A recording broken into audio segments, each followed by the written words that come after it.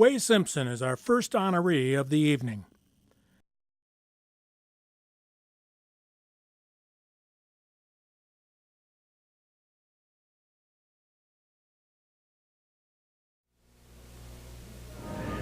We're approaching another observance of Agriculture Day, and as we do so, it seems appropriate we note the productive capacity of the American farmer. He is, in fact, among the most productive the world has ever known, and whether you shop at a modern supermarket or at a neighborhood convenience store, you'll find ample evidence at hand of that incredible productivity. Weymouth Simpson was born in 1926 in Pullman, Washington. His parents, Muriel and Neva, farmed in the Palouse country's wheat area of eastern Washington. Wey had the type of Depression childhood that has become legendary. His father bought a farm in 1929 near the town of Elk, about 25 miles north of Spokane. In 1932, Wey started first grade at a one-room school a mile from the farm. The same year, his parents lost the farm, and they had to move to a poorer 80 acres they called the Stump Ranch near Deer Park. The owner loaned Wey's father $2,000, asking that he pay the interest each year and the principal when he could. Wey's father campaigned to get farmers to sign up for electricity in 1937, and that allowed the Simpsons to have lights, run electric motors, and listen to the radio. It opened an entirely new world for Wey. At 11 years old, he advised his parents that he was going to be a radio announcer. World War II came along, and Wey graduated as salutatorian of his class in 1944. He was promptly drafted. Training was short, as thousands were preparing to invade Japan. Wey was in the Pacific, practicing invasion procedures, when it was announced that Japan had surrendered. His ship headed straight for Japan and landed in Yokohama the day the surrender was signed on the USS Missouri. Wey's division was the first group of American forces to enter Tokyo. They met Allied prisoners of war at rail stations where they were being readied to go home. In late 1946, he shipped home, turning down an offer to re-enlist and become a sergeant major. He had 2 months to acclimate himself to civilian living before he entered Washington State College in Pullman. Wey was in a hurry to graduate and did so in 3.5 years with a degree in speech with a concentration in radio. The program was well respected with a radio station to train the students. Pullman touted a former student as the top broadcaster of the day, Edward R. Murrow. Wey had met a young woman in his junior year at WSC, whom he asked Donna Jean Van Dusen to marry him. Her response came a few days later when she said, "Can I say yes?" They married in September of 1950. His early journalism career was wide-ranging, starting in Boise, Idaho at KGEM for $200 per month. Back to graduate school in Pullman and finding out that Donna Jean was pregnant. Then interviewing for a job in Eureka, California. I walked into the office at KWSC in those days, and the manager was on the phone talking to somebody, and he said, he knew I was looking for work, and he said, "I think you should talk to this man." So I talked to him for a while, and I will remember forever one of the questions he asked. He said, "Are you dry behind the ears yet?"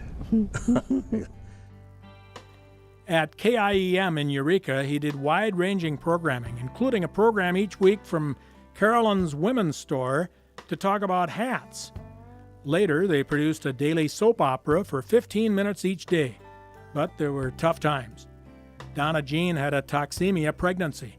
They lost their first son, and Wey almost lost his wife. Dreary, rainy Eureka was not the climate they wanted. So when the call came from another radio station, they moved to Yakima, Washington, and worked for KYAK Radio, first in continuity, then on air, and then as program director. A blessing came to the Simpson family when their son Eric was born in 1953. Then the young family moved to Ephrata, Washington. And I'd been there a little while, and they said, "Well, we'd like to start a news department. Would you like to do it?" Well, I had a minimal amount of training in news, but I thought, why not? It's better than sitting here on the board all the time. So I went, I took the job, and I started honing my skills a little bit. Before I knew what was happening, the Wenatchee Daily World asked me if I'd like to string for them to cover the Columbia Basin. Well, of course, I had to ask the station. They said, we have no problem. Short time later, the Spokane Daily Chronicle came with the same request. Wow. So I said yes again. And then a now defunct newspaper down in the Tri-Cities called the Columbia Basin News asked me the same thing. So for about 4 to 5 years, I covered the basin for 3 newspapers, 1 radio station. They spent 6 years in Ephrata, where their twin daughters, Denise and Christy, were born, arriving a month early. Each weighed 4 pounds, and it was an interesting summer.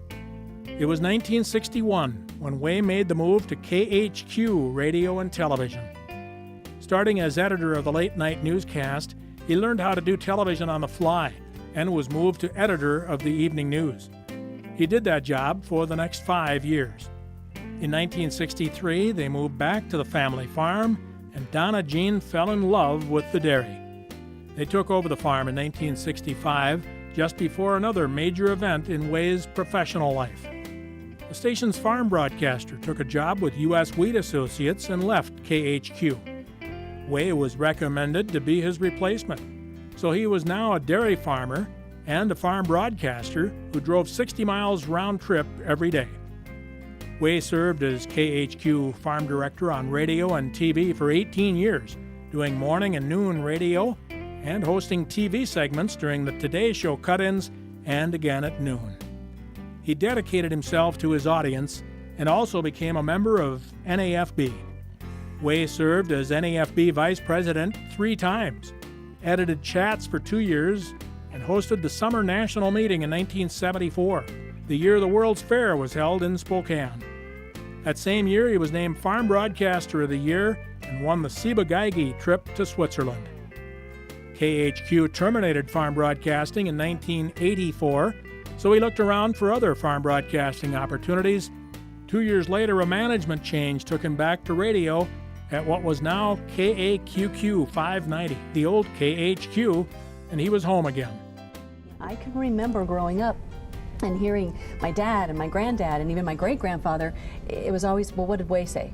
And what, I mean, you could have done a slogan, a campaign on that. What did Wey say? And I mean, you have to realize that how many people, and my husband said last night, you know, when he knew I was interviewing, he said, oh my gosh, he said, my mom listened to his report every time. And because, you know, all these wheat farmers down in Tico, you know, and I mean, I remember my dad talking about whether we should cut the hay and let it dry for 3 days, depending on if the rain was coming, and well, what did Wey say?